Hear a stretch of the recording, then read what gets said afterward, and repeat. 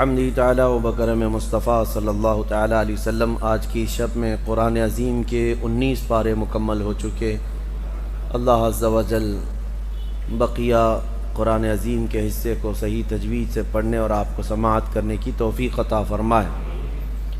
آج ہم نے سورۃ الفرقان اور سورہ شعراء اور سورہ نمل کی تلاوت کی ہے۔ سورۃ الفرقان جو کل تلاوت ہوا تھا اس کا کچھ حصہ آج ہم نے تلاوت کیا ہے۔ قرآن کا ایک دوسرا نام بھی ہے فرقان، اور اللہ تعالیٰ نے اس سورہ کی شروعات یوں فرمائی، تبارک الذی نزل الفرقان علی عبدہ، بلندی ہے، پاکی ہے اس ذات کے لیے جس نے فرقان کو اپنے بندے خاص پر اتارا۔ فرقان کیا اتارا؟ یہی قرآن عظیم۔ قرآن کا ایک دوسرا نام ہے فرقان، جیسے آپ مشہور سنتے بھی رہتے ہیں قرآن مجید، فرقان حمید۔ فرقان کا مطلب ہوتا ہے فرق کرنے والا، حق اور باطل کے درمیان تمیز کرنے والا، اور اس کا نام فرقان اس آیت میں بھی آیا ہے، شہر رمضان الذی انزل فیہ القرآن ھدی للناس وبینات من الھدی والفرقان، یعنی اللہ تعالیٰ نے رمضان کے مہینے میں قرآن کو اتارا۔ رمضان کا وہ مہینہ ہے جس میں قرآن اتارا گیا ہے، کس لیے؟ لوگوں کے لیے ہدایت ہے اور لوگوں کو فرق کرنے والا، حق اور باطل کے درمیان تمیز، امتیاز پیدا کرنے والا، یہ قرآن ہے۔ اور اس میں ایک آیت ہے، اللہ تعالیٰ فرماتا ہے قیامت کے دن کچھ لوگ کہیں گے، یا ویلتا لیتنی لم اتخذ فلانا خلیلا، اے کاش میں فلاں کو دوست نہ بنایا ہوتا تو اچھا ہوتا، لقد اضلنی عن الذکر، کہ اس نے مجھے قرآن سے بلکہ ذکر اللہ سے روک دیا تھا، گمراہ کر دیا۔ کچھ لوگ صرف دوستوں کی وجہ سے دوزخ میں جائیں گے، اور اچھے دوست ہوں تو دوستوں کی وجہ سے جنت میں بھی جائیں گے۔ صحبت صالح ترا صالح کنت، صحبت طالع ترا طالع کنت، فارسی میں مشہور ہے۔ اچھے کی صحبت تجھے اچھا بنا دیتی ہے، برے کی صحبت تجھے برا بنا دیتی ہے۔ حضور اکرم صلی اللہ تعالیٰ علیہ وسلم نے بھی ارشاد فرمایا، اچھوں کی صحبت ایسے ہے جیسے کوئی عطر کی دکان میں گیا اور آیا، اگرچہ عطر نہ لگایا ہو لیکن اس کے جسم میں خوشبو آنے لگ جاتی ہے دکان پہ جا کر آنے سے ہی۔ اچھے کی صحبت میں بیٹھنے کے بعد اس کے اخلاق کا اثر آ ہی جاتا ہے۔ اور برے کی صحبت کے متعلق حدیث پاک میں ہے، ایسے ہی ہے جیسے کوئلے کے کان میں گیا، کام نہیں کیا پھر بھی کپڑوں پر کالک لگی جاتی ہے، تو اثر ہو ہی جاتا ہے۔ اسی لیے اپنی صحبتیں دیکھو میرے عزیزو، کس کے ساتھ بیٹھتے ہو، کس کے ساتھ اٹھتے ہو، کس کے ساتھ چلتے پھرتے ہو، کس کے ساتھ تمہارے زندگی کے ایام گزر رہے ہیں، یہ بہت ضروری ہے۔ اور یہ بھی فرمایا گیا کہ انسان اس کے دوستوں سے ہی پہچانا جاتا ہے، اس کے دوستوں سے ہی اس کی کیٹیگری متعین ہوتی ہے، کس کے ساتھ بیٹھتا ہے، کن لوگوں کے ساتھ رہتا ہے، اسی سے اس کا سٹیٹس بھی معلوم پڑتا ہے، اس کا معیار بھی پتہ چلتا ہے۔ چوروں کے ساتھ رہتا ہے، اگرچہ چوری نہیں کرتا لیکن چوروں میں نام اس کا مل جاتا ہے۔ بہت ساری جگہوں پر آپ نے دیکھا ہوگا، نشہ تو نہیں کرتا لیکن جتنے نشیڑی ہیں ان کے ساتھ بیٹھتا اٹھتا ہے، لوگوں کے ذہن میں یہ بات آ جاتی ہے کہ اس کے اندر بھی وہی گر ہیں، وہی گن ہیں، یعنی جو اس کے دوستوں کے عادات و اطوار ہیں شاید اس کے اندر بھی ہوں گے۔ ہزار تم کہتے رہو کہ میں نہیں کرتا، لیکن وہ صحبت تمہاری تمہیں بدنام یہاں جب کرتی ہے تو پھر قیامت کے دن کیا ہوگا؟ اللہ تعالیٰ فرماتا ہے قیامت کے دن کچھ لوگ چیخ رہے ہوں گے، چلا رہے ہوں گے، یا ویلتا لیتنی لم اتخذ فلانا خلیلا، اے کاش میں فلاں کی دوستی نہ کیا ہوتا تو اچھا ہوتا۔ اسی لیے حضرت انس رضی اللہ تعالیٰ عنہ فرماتے ہیں، مجھے زندگی میں سب سے زیادہ خوشی حضور کی ایک حدیث کی وجہ سے ہوئی۔ ایک حدیث میں نے سنا تو سب سے زیادہ خوشی ہوئی، کون سی؟ نبی کریم صلی اللہ تعالیٰ علیہ وسلم نے ارشاد فرمایا، المرء مع من احب، آدمی قیامت کے دن اسی کے ساتھ اٹھایا جاتا ہے جس سے وہ محبت کرتا ہے۔ حضرت انس کہتے ہیں اس حدیث سے مجھے بہت خوشی ہوئی. پوچھا کیوں؟ کہا اس لیے کہ میں رسول اللہ سے محبت کرتا ہوں, میں نبی پاک صلی اللہ علیہ وسلم سے محبت کرتا ہوں, اور جو حضور سے محبت کرتا ہے, خلفائے راشدین سے محبت کرتا ہے, اولیاء امت سے محبت کرتا ہے, قیامت کے دن وہ انہی کے ساتھ اٹھایا جائے گا. اور باقی جو پردے پر ناچنے والے, مجرا کرنے والوں سے محبت کرتا ہے, وہ انہی کے ساتھ اٹھایا جائے گا. تمہاری کیٹیگری یہاں پر بھی متعین ہو جاتی ہے. بہرحال اللہ تعالیٰ اچھی صحبتیں عطا فرمائے. اور ایک اسی سورہ فرقان میں اللہ کے بندوں کی صفات اللہ نے بیان کی. وَعِبَادُ الرَّحْمَنِ الَّذِينَ يَمْشُونَ عَلَى الْأَرْضِ هَوْنًا.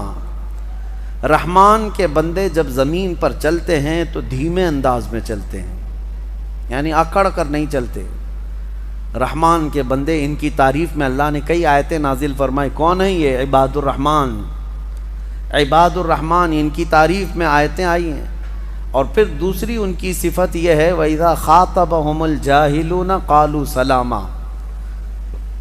جب جاہل لوگ ان سے بات چیت کرتے ہیں, یا وہ جاہلوں سے آمنا سامنا ان کا ہوتا ہے, تو یہ سلام کر کے گزر جاتے ہیں, جاہلوں سے بحث نہیں کرتے. کون؟ اللہ کے نیک بندوں کی صفت یہ ہے. جاہلوں سے بحث کرنا یہ اللہ والوں کی شان نہیں ہے. اسی لیے میرے عزیزو, آج جتنا بھی افواہوں کا بازار گرم ہوتا ہے, اور جس قدر بھی لوگوں کے درمیان چیمی گوئیاں پھیلتی ہیں, یہ جاہلوں کی وجہ سے. جاہل ایسے ایسے مسائل پر بات کرنے آتے ہیں. اللہ کی پناہ, الامان والحفیظ. اسی لیے اللہ والوں کا یہ ہمیشہ سے طرہ امتیاز رہا ہے. وہ جہلا سے, جاہلوں سے جب ملاقات کرتے ہیں تو سلام کر کے گزر جاتے ہیں. آپ بھی اپنی یہ عادت ڈال لیں, جو پڑھا لکھا نہیں ہے یا جو جس طرح سے جاہل ہے, وہ اگر اعلیٰ قسم کی بحث لے کر بیٹھا ہے اور آپ بھی اس سے بحث کر رہے ہیں, تو گویا کہ آپ کی بھی کیٹیگری وہی ہے, جاہلوں کی ہے. میں ایک مثال دیتا ہوں. امام اعمش تھے, ایک بہت بڑے امام گزرے ہیں. لوگ جو اہل علم تھے وہ آتے تھے اور ان کے پاس سوالات کرتے تھے. اور جب جاہل سوال کرتا ہے, اگر علم حاصل کرنے کے لیے ہو اور شریعت سے ریلیٹڈ ہو تو اچھا ہے, لیکن سوال میں اگر یوں کہے موسیٰ علیہ السلام ناشتے میں کیا کھاتے تھے, تم کو کیا پڑی ہے اس سے؟ امام احمد سے آ کر کے ایک شخص نے پوچھا کہ سنا ہے مسجد میں جب ہم سجدہ کرتے ہیں, مٹی کی زمین ہوتی تھی, پیشانی پہ کنکریاں لگ جاتی ہیں, اور گھر میں جاتے ہیں ہم اسی طرح سے کنکریاں کے ساتھ, تو سنا ہے مسجد کی وہ کنکریاں آ جاتی ہیں لگ کر کے, تو وہ چیختی رہتی ہیں, چلاتی رہتی ہیں کہ مجھے مسجد سے کیوں لے کر آیا. جیسے اور بھی بہت سارے لوگ یہ کہتے ہیں مدینے کی مٹی لے کر کے آؤ, تو وہ روتی ہے, ہاں بہت روتی ہے, اس کا کیا کرنا چاہیے کہ وہاں سے اٹھا کر کے تم لائے اس کی پاکیزہ جگہ سے. امام اعمش نے فرمایا, جب اس نے سوال کیا کہ وہ کنکریاں روتی ہیں, چلاتی ہیں, تو اس کا کیا حل ہے, تو آپ نے فرمایا ان کے گلے مضبوطی سے پکڑ لو, وہ ساری کنکریوں کے گردن دبا کے رکھو تاکہ کوئی نہ چلائے. تو اس نے کہا بھلا کنکریوں کا کوئی گردن ہوتی ہے, گلا ہوتا ہے؟ تو انہوں نے پوچھا پھر چلاتی کہاں سے ہیں,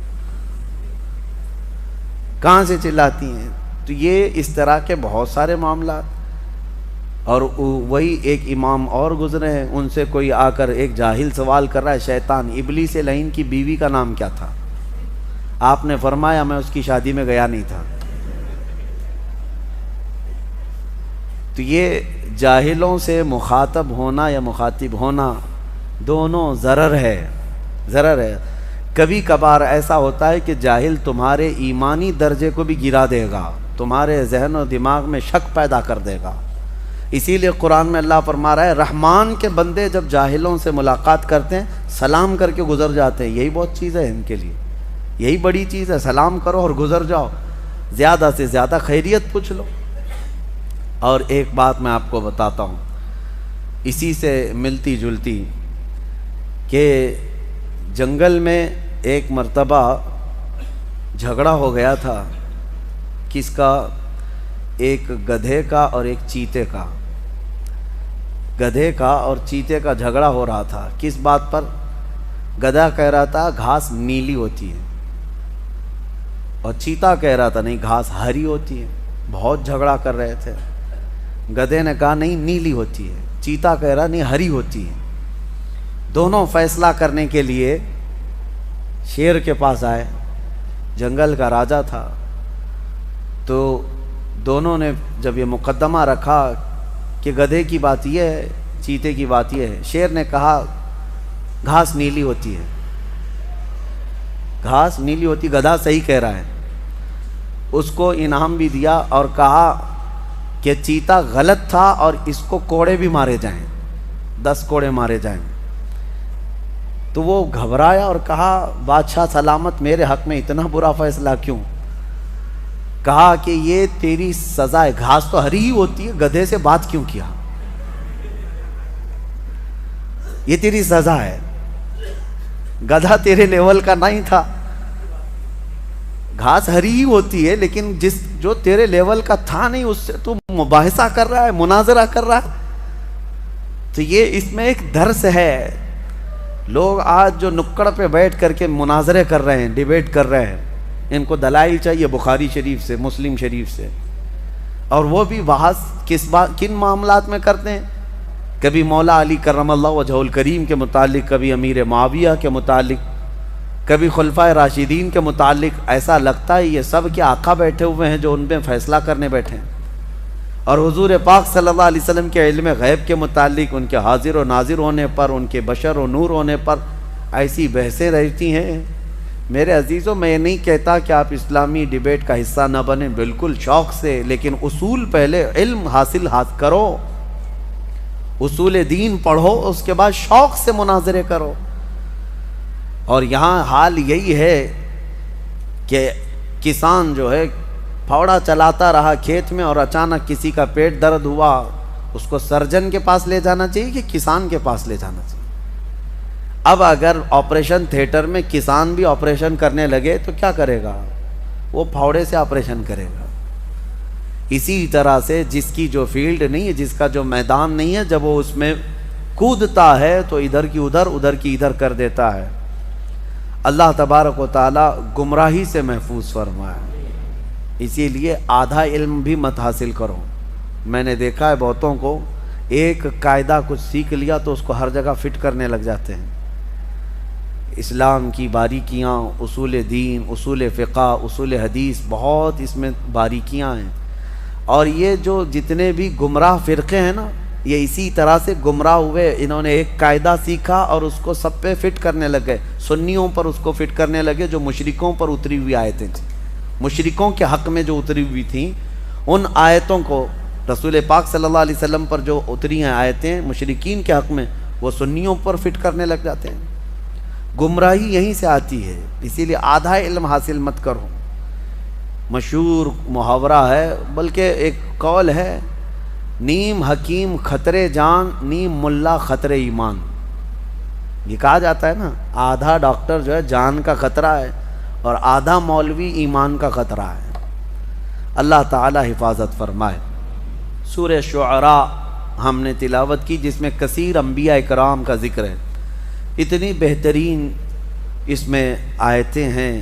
اللہ تبارک و تعالیٰ نے انبیاء اکرام علیہ السلام کے احوال اس طرح بیان کیے، پڑھنے میں لطف بھی آتا ہے، پڑھنے میں بڑا مزہ آتا ہے۔ ہر نبی کا ایک قول اللہ نے اس میں بیان فرمایا۔ نوح علیہ السلام 950 سال تبلیغ کرتے رہے، لوط علیہ السلام اپنی قوم کو ڈراتے رہے، حضرت صالح علیہ السلام اپنی قوم میں اللہ کی بڑائی بولتے رہے، حضرت شعیب علیہ السلام، ان سب نبیوں کا ایک قول یہ ہے، وہ اپنی قوموں سے یہ کہتے تھے، ان اجری وما اسألکم علیہ من اجر ان اجری الا علی رب العالمین۔ اے لوگوں، میں جو کچھ تمہیں سکھا رہا ہوں اس پر میں تم سے کوئی اجرت نہیں مانگتا، میرا اجر تو رب العالمین کے پاس ہے۔ یہ انبیاء اکرام کا قول تھا۔ اللہ تعالی ہمیں انہی کے نقش قدم پر چلا ہے۔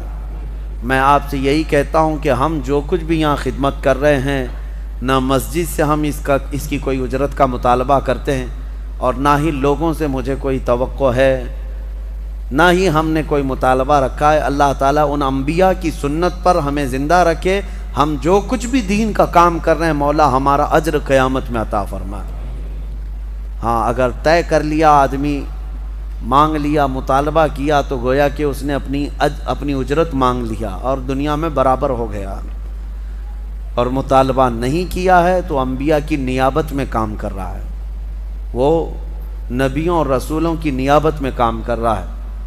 شعراء جو ہے یہ لفظ ایک آیت کی وجہ سے پورے سورے کا نام ہی شعراء ہو گیا۔ شعراء شاعر کی جمع شعراء، جو شاعر ہوتے ہیں نا، شعر و شاعری کرنے والے، ان کے بارے میں قرآن کیا کہتا ہے؟ شاعر لوگوں کے بارے میں وَالشُّعَرَاءُ يَتَّبِعُهُمُ الْغَاوُونَ، اللہ فرماتا ہے یہ جتنے شاعر لوگ ہیں اکثر یہ گمراہی کی طرف جاتے ہیں، یہ گڑھے میں گر جائیں گے۔ ہوتا بھی یہی ہے۔ یہ کون سے شاعروں کے لیے ہے؟ جو نعت رسول پڑھتے ہیں یا اللہ کی حمد بیان کرتے ہیں اشعار میں، ان کے لیے نہیں ہے۔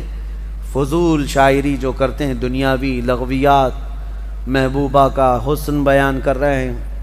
مفسرین نے فرمایا کہ اگر کافر کسی مسلمان پر غلبہ پاتا ہے تو کسی دوسرے مسلمان کے ذریعے سے پاتا ہے، جب تک کوئی منافق اس کا ساتھ نہیں دیتا تب تک وہ براہ راست کبھی تم پر حاوی نہیں ہوتا۔ شاعر بننا مسلمانوں اس بات کو سمجھنے کی ضرورت ہے۔ اگرچہ ان حالات میں جب نبی پاک صلی اللہ تعالیٰ علیہ وسلم کی عزت پر اس قدر حملے ہوں اور تمہیں یہ بتایا جائے کہ مصلحت یہ ہے کہ تم اپنے گھروں میں چوڑیاں پہن کر بیٹھے رہو، اصلاح کے لیے، تو یہ وہی منافقین کی جماعت ہے، انہی غداروں کی جماعت ہے جنہوں نے صحابہ کو احد کے میدان میں جانے سے بھی روکا جب وہ اشعار پڑھتے تو لوگ احد کے میدان میں جانے سے صحابہ کو روکتے رہے، اور جب شکست کھا گئے صحابہ تو انہوں نے مدینے میں بہت بڑے بڑے پیمانے پر واویلے چاہے تھے کہ ہماری بات سنے نہیں، گئے اور پٹ گئے، دیکھو آگئے، کٹ گئے، آگئے۔ کیا اعلیٰ حضرت منافقین کی باتیں، اللہ کے نبی کا حسن، اللہ تبارک و تعالیٰ منافقین کو ظاہر فرمانا چاہتا تھا۔ وہ احد میں جانے کے تیار نہیں تھے، انہوں نے بار بار یہ کہا تھا ہم میدان احد میں نہیں جائیں گے، ہماری تعداد کم ہے، ان کی تعداد زیادہ ہے، اور کچھ پیچھے رہ گئے۔ 300 کے قریب وہ لوگ جو رسول اللہ کے پیچھے نماز پڑھتے تھے احد میں نہیں آئے، کی فضیلت میں جو اشعار چھوڑ کر بھاگ آئے، اور پھر یہ مدینے میں کہنے لگے کہ ہم پہلے ہی سے کہتے تھے کہ ان لوگوں کو مارا جائے گا، پیٹا جائے گا۔ دیکھو احد کے میدان میں 70 مسلمان شہید ہو گئے، ہماری بات سنتے نہیں، ایسے ہی چلے جاتے ہیں، اور ایسا ہو جاتا ہے ویسا ہو جاتا ہے۔ یہ جو پیٹرن ہے نا یہ آج بھی چلتا ہے، آج بھی چلتا ہے، یعنی کہ ہم تو بولے تھے، پہلے ہی سے بولے تھے، کائے کو اس میں سر کھپانے کی ضرورت تھی؟ دیکھا مارا گیا ہے، پیٹا گیا ہے، کیسوں میں اندر چلا گیا، کیا ضرورت تھی اس کو؟ منافقوں تمہیں پتہ نہیں ہم اگر پیٹے جاتے ہیں تو صرف نبی پاک کے نام، وہ اپنی اجرت وہیں پر حاصل، کیا سمجھتے ہو؟ حضور کی عزت کی بات کرنا اور گھر میں بیٹھ کر صرف نعرے لگانے کا نام محبت ہے؟ ہاں محبت اس وقت ہوگی جب بلال حبشی کی طرح تم بھی میدان میں گھسیٹے جاؤ، اس ملک خبیب ابن عدی کی طرح تم بھی سولی پر چڑھائے جاؤ، تب پھر تو امتحان ہوگا، تب پتہ چلے گا۔ وہ سٹیج ہلا، عزیزان گرامی وقات، میں آج آگاہ اس بات سے کرنا چاہتا ہوں کہ منافقین کی چھتر چھایا سے بھی باہر نکل آؤ، ان غداروں کی جماعتوں سے باہر نکل آؤ، لوگوں میں بھی جو رواج پیدا دائرہ اسلام میں رہ کر اسلام کو جتنا نقصان پہنچانے کی کوشش کرتے ہیں وہ کفار و مشرکین سے بھی اتنا نقصان نہیں ہوتا ہے۔ آپ نے دیکھا کہ باضابطہ طور پر مسلمانوں میں ایسے لوگ پالے جاتے، خریدے جاتے ہیں، ان کے چہرے پر داڑیاں بھی رکھوائی جاتی ہیں، ان کو جبے کبے بھی پہنائے جاتے ہیں، اور پھر یہ زر خرید ٹٹو وہ ہے جو مومنین کے حوصلے پست کرنے کے لیے لائے جاتے ہیں، اور وقت آتا ہے تو یہ بدل بھی جاتے ہیں۔ آپ نے دیکھا ہوگا کتنے زمانے تک اتر پردیش کے وقت بورڈ پر ایک شیعہ نام سے وسیم یہ غلبہ حاصل کیے ہوئے حکومت کر رہا تھا، صدارت پر بیٹھا ہوا تھا، بنام مسلمان تھا، لیکن میرے عزیزوں جب وقت آیا تو ان خبیثوں نے اپنا اصلی رنگ ظاہر بھی کیا اور بدل بھی گئے، چلے بھی گئے، اور قرآن پاک پر حملے کیے، حضور کی ذات پر حملے کرنا شروع کیے۔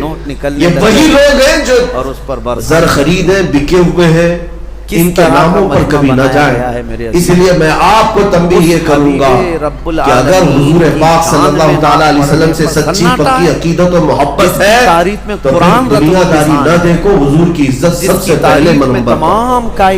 ہماری سب سے پہلی پرائیورٹی یہ ہو کہ نبی پاک کے لیے کوئی بھی چیز ہم سہ سکتے ہیں, برداشت کر سکتے ہیں. اور اگر آج اس بات میں سیریس نہیں ہوئے تو پھر کل جو ہونے والا ہے وہ اور بھی خطرناک اور بھی خطرناک ہے. آج ملکی حالات پر مجھے بڑا افسوس بھی ہے, اتنی تیزی سے یہ حالات یوں نہیں بدلے.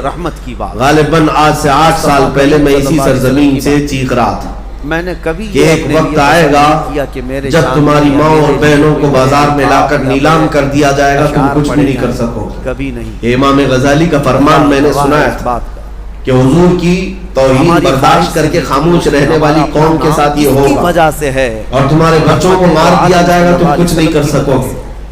7-8 سال نہیں گزرے وہ آج حالات ہماری آنکھوں کے سامنے, ہماری ماں اور بہنوں کے ساتھ جو کچھ بھی ہو رہا ہے وہ سب آپ دیکھ رہے ہیں. یہ چاہیے آپ کو پتا ہے کتنے ایسے یہاں پر آئی ٹی سے تعلق رکھنے والے جانتے ہوں گے باضابطہ ایپلیکیشن بنا کر جس میں مسلمان عورتوں کی ڈیل کی جا رہی ہے. مسلمان عورتوں کے اس میں بایو ڈاٹا رکھ کر کے انہیں نیلام کیا جا رہا ہے. اس عورت کے 50,000 قیمت ہے, اس کی 1 لاکھ قیمت ہے, اس کی 2 لاکھ قیمت ہے. اس میں ساری مسلمان عورتیں.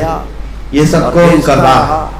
یہ سلی ڈیل ایپ, یہ جو نام سے مارکیٹ میں ایپلیکیشن دیے گئے, میرے عزیزوں صاحبہ کو سب پتا رہتا ہے. ایک ایپ کو ڈاؤن لوڈ, ایک ایپ کو رجسٹر کرنے کے لیے مفسرین نے فرمایا کہ اگر کافر کسی مسلمان پر غلبہ پاتا ہے تو کسی دوسرے مسلمان کے ذریعے سے پاتا ہے.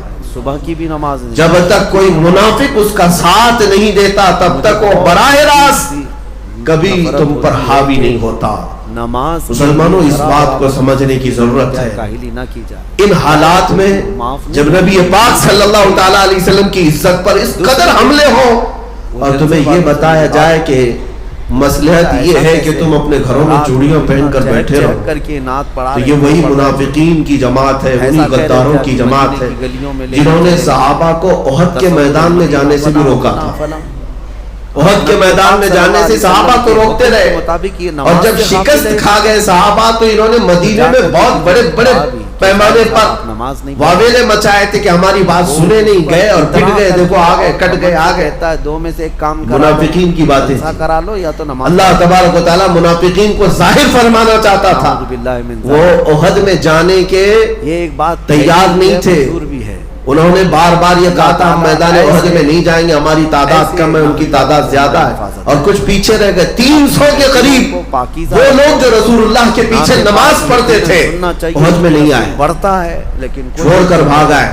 اور پھر یہ مدینے میں کہنے لگے کہ ہم پہلے ہی سے کہتے تھے کہ ان لوگوں کو مارا جائے گا, پیٹا جائے گا. دیکھو احد کے میدان میں 70 مسلمان شہید ہو گئے, ہماری بات سنتے نہیں, ایسے ہی چلے جاتے اور ایسا ہو جاتا ہے ویسا ہو جاتا ہے. طلب چھوڑ دو. یہ جو پیٹرن ہے نا یہ آج بھی چلتا ہے, مت دیکھو آج بھی چلتا ہے. طرف دیکھو اتنا ہم تو بولے تو پہلے سے بولے تھے کائے کو اس میں سر کھپانے کی ضرورت تھی. دیکھا بڑے بڑے مارا گیا ہے, پیٹا گیا ہے, کیسوں میں اندر چلا گیا, کیا ضرورت تھی اس کو.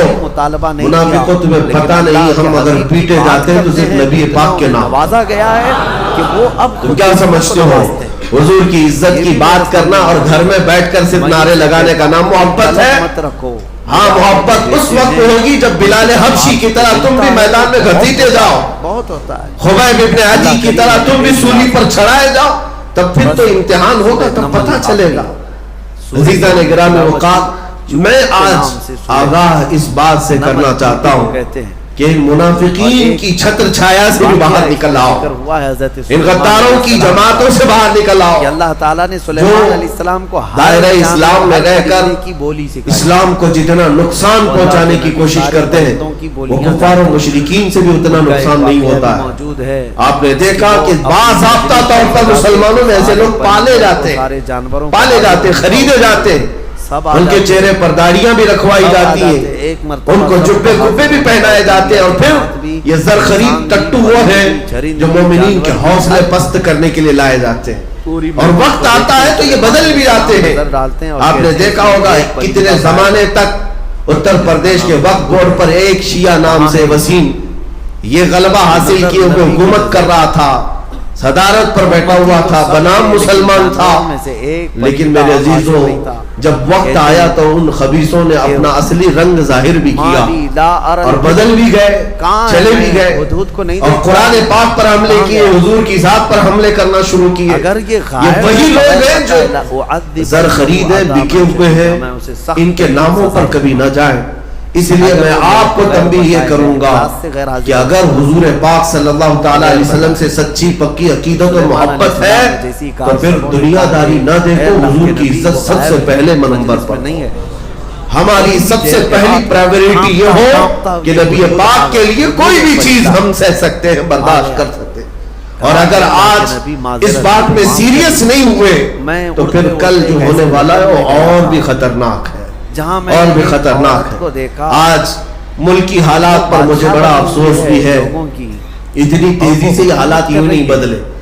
غالباً آج سے 8 سال پہلے میں اسی سرزمین سے چیخ رہا تھا کہ ایک وقت آئے گا جب تمہاری ماں اور بہنوں کو بازار میں لا کر نیلام کر دیا جائے گا، تم کچھ بھی نہیں کر سکو گے۔ امام غزالی کا فرمان میں نے سنا ہے کہ حضور کی توہین برداشت کر کے خاموش رہنے والی قوم کے ساتھ یہ ہوگا، اور تمہارے بچوں کو مار دیا جائے گا، تم کچھ نہیں کر سکو گے۔